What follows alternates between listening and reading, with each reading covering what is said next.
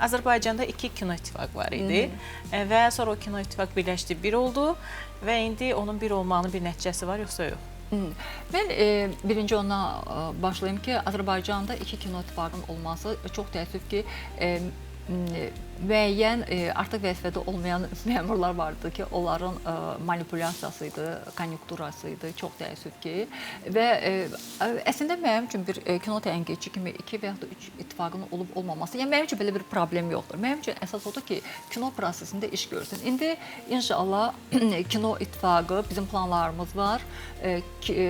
Kinoda olan tali yüklü məsələlərlə bağlı yaxınlarda qeydiyyatımız həll olunmalıdır. Olunandan sonra biz idarə heyətinin ilk iclasını keçirəcəyik və orada Azərbaycan kinosunun, yəni birbaşa düşünürəm ki, idarə heyətinin üzvlərinin iştirakı ilə problemləri deməli yazılı şəkildə rəhbərliyə, Mədəniyyət Nazirliyə, hətta lazım gəlsə daha yüksək instansiyalara müraciət edəcəyik ki, Azərbaycan kinosunun bu problemləri təcili şəkildə həll olunmasına yardım göstərsin.